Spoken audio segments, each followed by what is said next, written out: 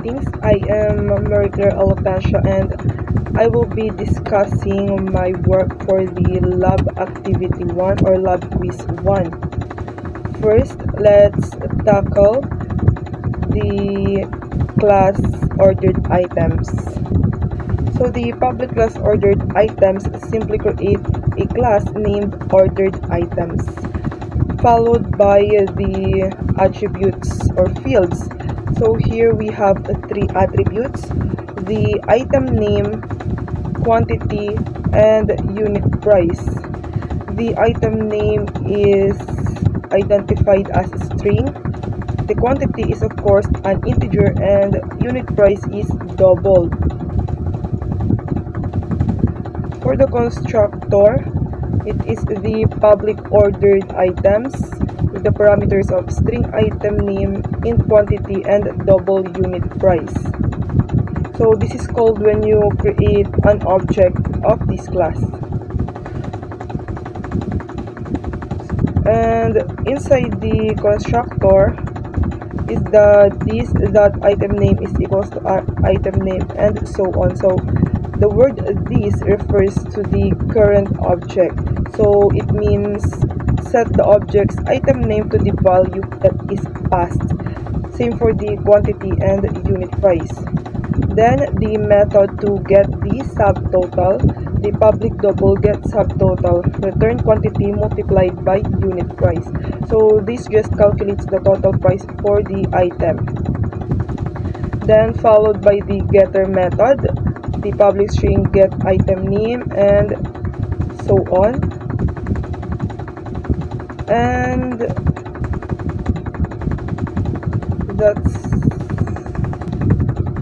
then next is the transaction class. Like earlier, it has public class transactions which create a class that is named transaction, and it has imports. So these let you use list, a flexible collection like an array but better than an array list, a type of list that can grow dynamically. Then again we have variables, the private string transaction ID and private list ordered items. So the transaction ID is the unique ID for the order, and items is a list of ordered item objects. So this is important because you are storing multiple items inside one transaction. Then we have the constructor again, the public transaction with the parameter of string transaction ID. This transaction ID is equals to transaction ID, and this items is equals to new array list. So when we create a transaction, it's the transaction T is equals to new transaction and the value inside a parenthesis.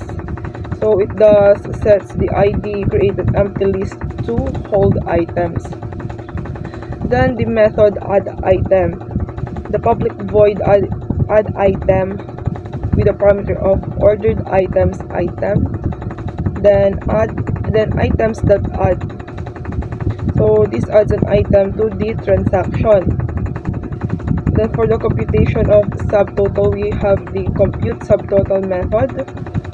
So it's the double subtotal is set to 0.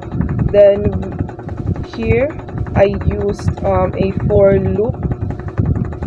So this calculates the total cost of all items,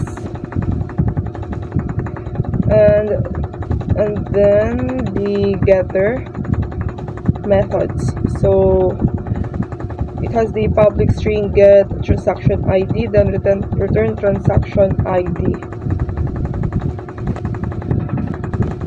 And then next is the customer class. So the public class customer again creates a class with the name customer. So this represents a customer or person who makes transactions. Then for the variables or fields, we have protected string name and protected list transactions. So why protected? So protected means accessible inside the class and accessible by subclasses or inheritance. the constructor, of course, we have the public customer, the parameter of string name, then the this.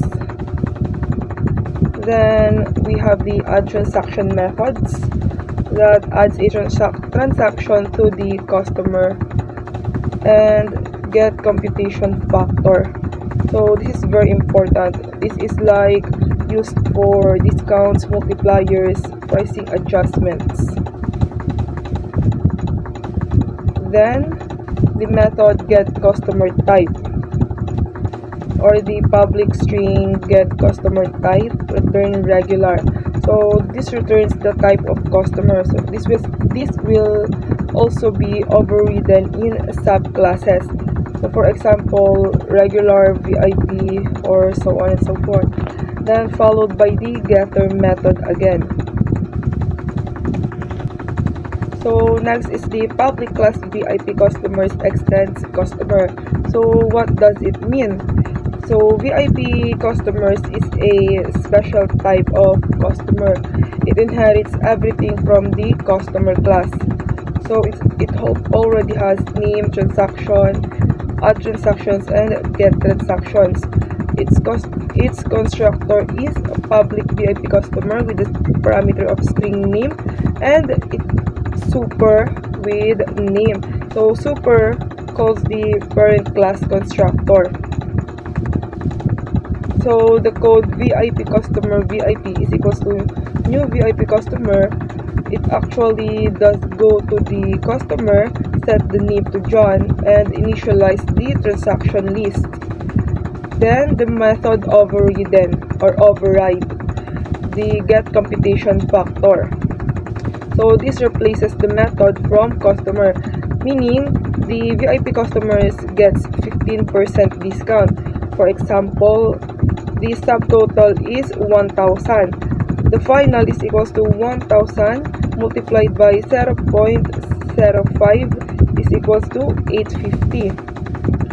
And followed by the method override again for the get customer ID, the public string get customer type. So instead of regular, this will return VIP. So why does override is important? So it tells Java that, for example, I am replacing a method from the parent.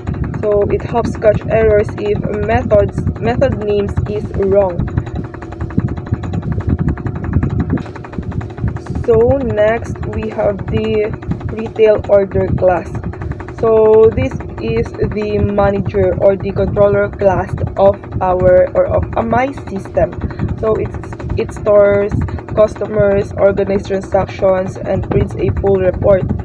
For its variable, it has private list customer, regular customers, and private list VIP customer, VIP customers. So we have here two groups: the regular customers or the normal users, and the VIP customers or the VIP users. So we separated them for easier reporting. Then we have a constructor that calls both the regular customer and VIP customer using new array list. So what the system starts is that both lists are empty and ready to store customers. Then the adding customer, the public void add regular customer for regular customer, and public void add VIP customers for VIP. So this method tells you to add customers into the system. Next is the method for the generate report or the main feature. So the public void generate report is if these points the entire transaction is reported. Then it has a sysout retail ordering system transaction report. Then for the regular customer section, the for loop loops through all regular customers, then send each one to print customer report. Same logic for the VIP. Then the print customer report, the private void print customer report, So this is where the detailed output happens. Then a transaction loop for transaction T. So for each customers, go through all their transactions. Then after that, it has a label creation. It creates tables like reg or regular dash T1 or VIP dash T2. Then followed by the customer info, which is printed. So it displays the name and type of customer.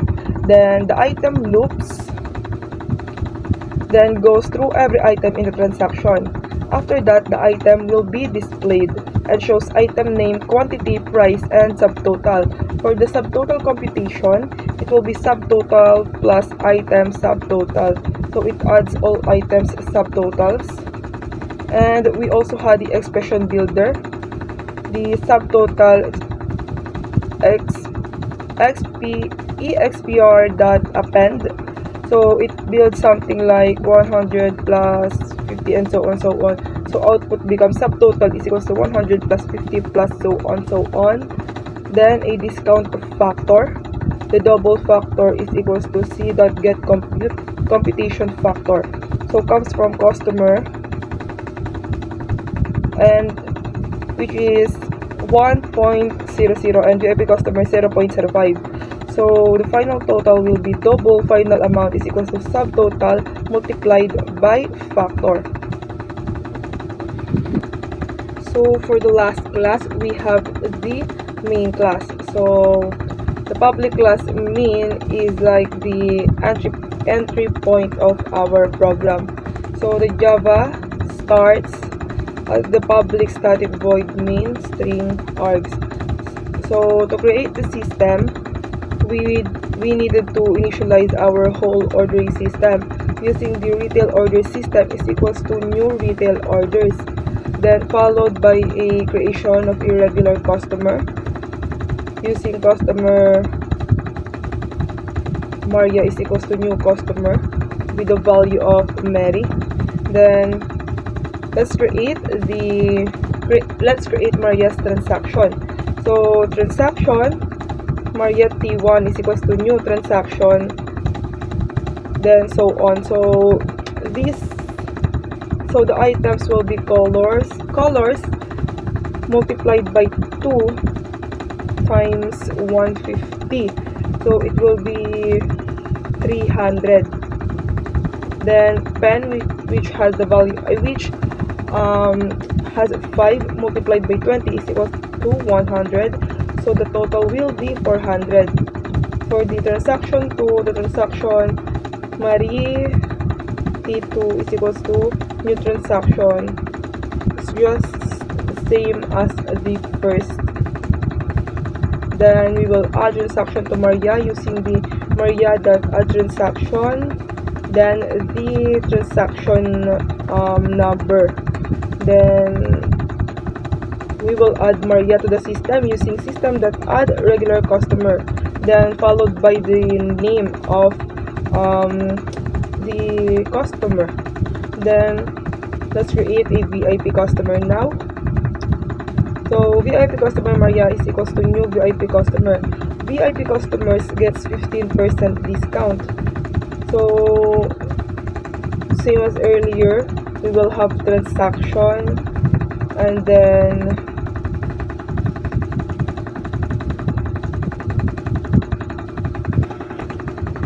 we will add the VIP to the system using system that add VIP customer, then the name of the customer inside a parentheses. Then we will generate the report using the system that generate a report. So once the generate report is called, it will print everything including the all customers, all transactions, all items, subtotals, discounts, and final totals. And that's all for the video presentation of my code.